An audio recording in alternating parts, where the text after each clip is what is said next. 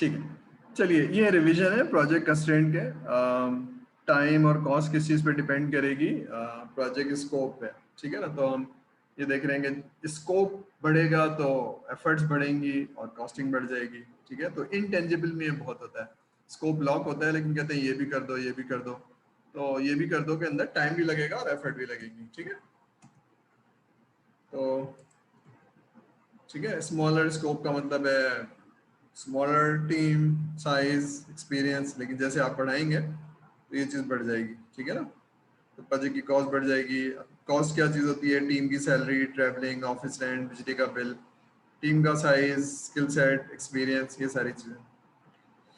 ठीक है, तो पहली चीज़ क्या है? पहली चीज़ है जनाब scope, that is the primary parameter. अगर ये लॉक नहीं है तो बाकी जो भी एस्टिमेशन है वो मूविंग टारगेट है। ठीक है ना, तो ये अब आपको याद होना चाहिए कि सबसे पहले स्कोप लॉक होगा, एग्रीड होगा, उसके बाद हम उसकी एफर्ट एस्टिमेशन करेंगे और उसकी हम कॉस्टिंग करेंगे। ठीक है ना, ये ऐसी है जैसे आपको पूछे ना गाड़ी चाहिए तो कौन सी गाड़ी चाहिए भाई? अगर सुजुकी चाहिए तो उसकी अलग कीमत होगी, मर्सिडीज चाहिए तो अलग कीमत होगी, टोयोटा चाहिए तो ये वही है कि चाहिए क्या।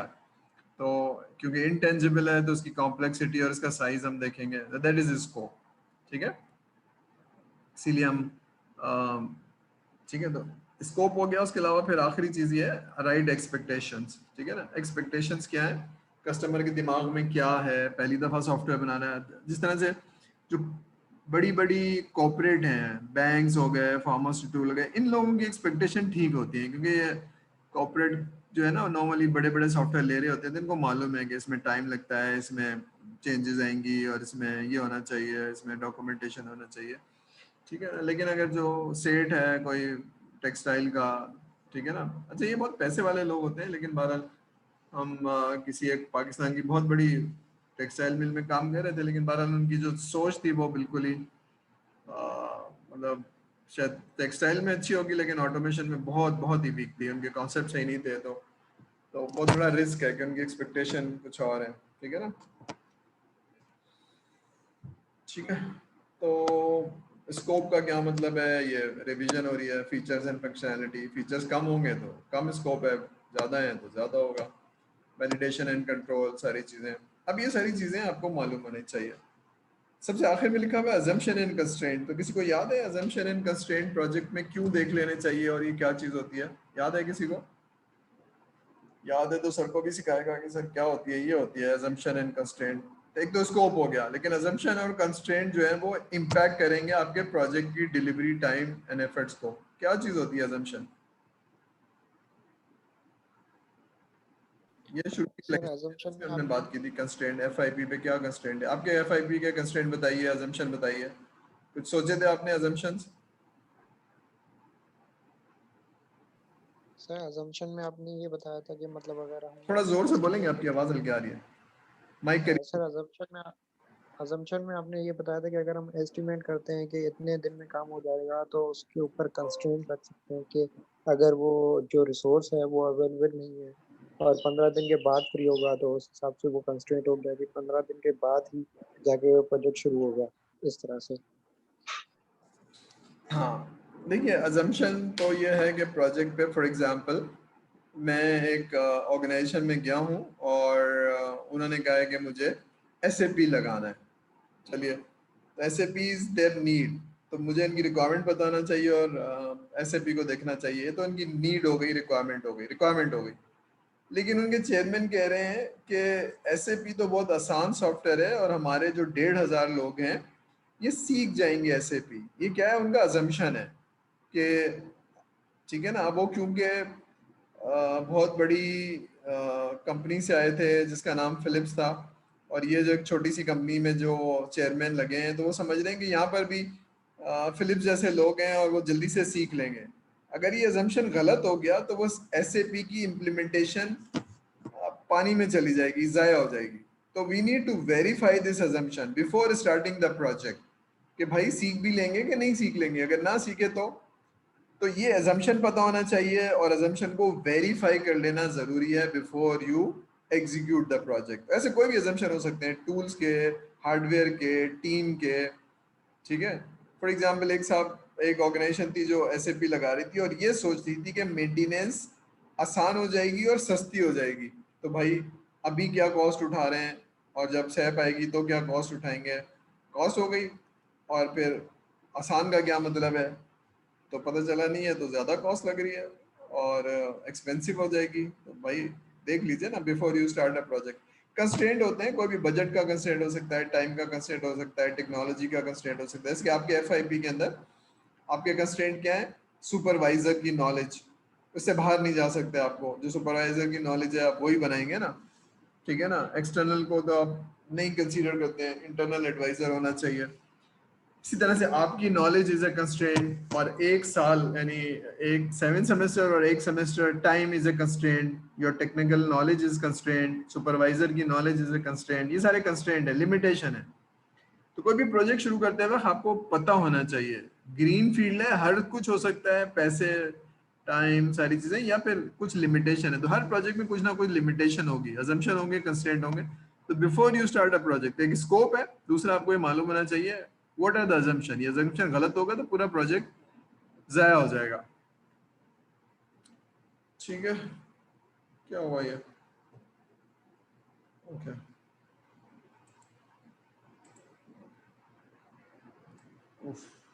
In progress. ठहर जाइए, पता नहीं क्या हुआ, एक मिनट। ठीक है चलिए, तो यहाँ तक बात समझ में आ रही है। कोई सवाल तो नहीं है, अजम्पशन समझ में आ गया, कंस्ट्रेंट समझ में आ गई, स्कोप। अब ये आप अपने एफआईपी पे भी नॉलेज लगाइए कि भाई एक तो फंक्शनैलिटी है, फीचर्स हैं, लेकिन उसके अलावा और क्या अजम्पशन है। हमें ये अजम्पशन है कि जनाब हमारे प्रोजेक्ट पे हम क्योंकि सिक्योरिटी का कर रहे हैं, तो बैंक जो है ना वो अपनी सिक्योरिटी की चीज़ें बताएगा, हमें हेल्प करेगा। तो ये हमारा अजम्पशन है। अगर ना बताया तो बैंक ने या उनके जो टेक्निकल आदमी ने, तो फिर हम कैसे प्रोजेक्ट करेंगे। हमारा इंटरनल आदमी तो नहीं कर सकते हैं, सुपरवाइजर जो है उनकी तो नॉलेज नहीं है। तो ये सारे अजम्पशन है जो आपको प्रोजेक्ट शुरू करने से पहले मालूम होना चाहिए। या हम ब्लॉक चेन पे कर रहे हैं, तो ब्लॉक चेन में कौन आदमी हमें हेल्प करेगा, हमारी इंटरनल टीम की तो लिमिटेड नॉलेज है। अभी सारे अजम्पशन आपको पहले से वेरीफाई कर लेने चाहिए, कंस्ट्रेंट्स क्या चीज़ें, ठीक है जनाब। Software cost and effort estimation will never be N exact science. ये सर ने पहले भी बताया था, कोई बताएगा ऐसा क्यों है, या ये बात सही लिखी हुई है, ऐसी लिखी हुई है डराने के लिए। Will never be N exact science. घर बनाना है, गाड़ी खरीदनी है, तो वहां तो एग्जैक्ट साइंस होगी, लेकिन सॉफ्टवेयर के अंदर एग्जैक्ट साइंस नहीं होती। कोई बताएगा ऐसा क्यों है।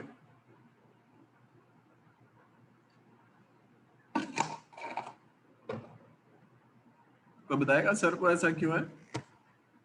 Sir, because it's intangible. हाँ इंटेंजिबल, वेरी गुड। और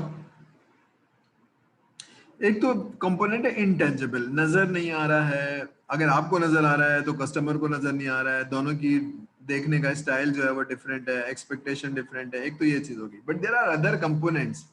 कौन से कंपोनेंट्स हैं, ऑर्गेनाइजेशन का कल्चर एक कंपोनेंट है, ठीक है, और लोगों का बिहेवियर एक कंपोनेंट है। उसके अलावा जो आपकी टीम है उसका स्किल सेट अगर अननोन है तो ये एक कंपोनेंट है।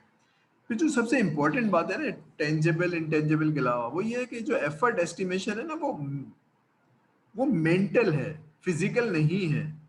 तो अगर मैं एक बीए हूँ और मैं नॉर्मल कंडीशन में तो एक अच्छा बीए हूँ, लेकिन एक हफ्ते से अम्मी की तबीयत खराब है, हॉस्पिटल जाना आना, तो do you think it will impact my performance या नहीं।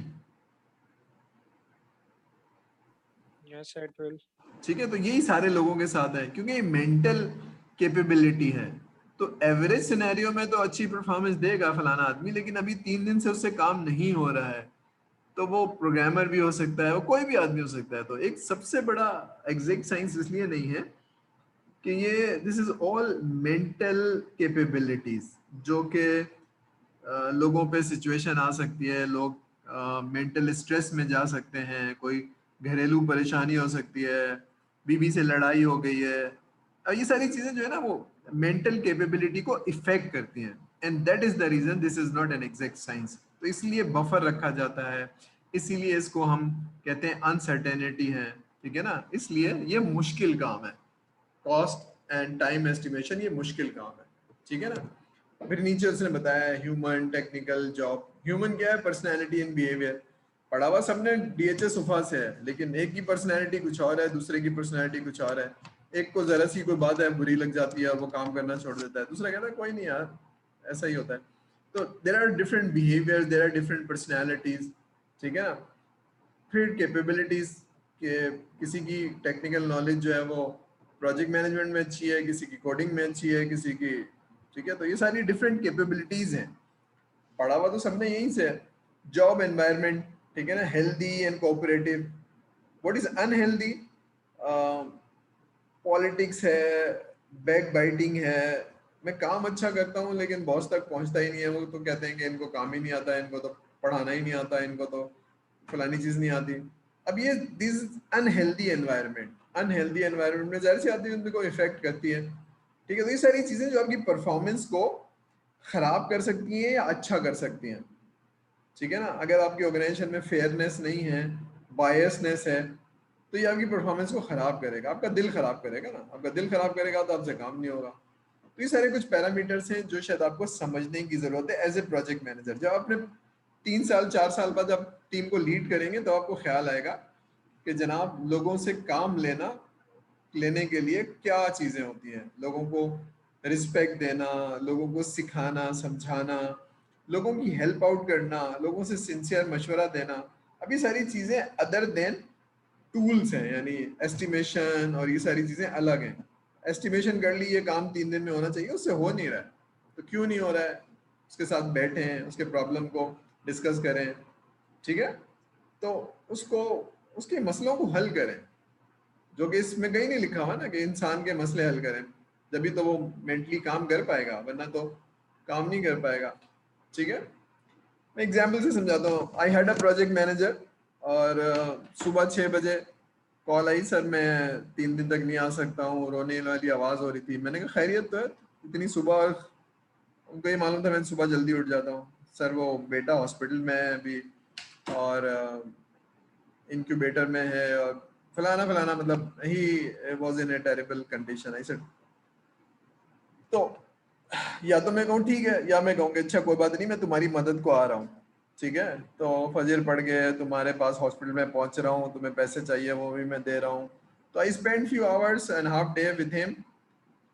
तो पैसों की मदद करके और ये सारी चीजें तो प्रोजेक्ट मैनेजमेंट में नहीं है, लेकिन ये करके क्या हुआ होगा आपके ख्याल में? उसका एक ह्यूमन प्रॉब्लम मैंने, या इमोशनल प्रॉब्लम को मैंने एड्रेस कर लिया। What will happen? बॉन्डिंग पे क्या असर पड़ेगा, उसकी परफॉर्मेंस पे क्या असर पड़ेगा?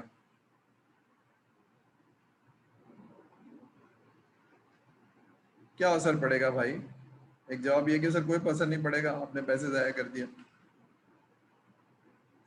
पड़ेगा, असर नहीं पड़ेगा भाई।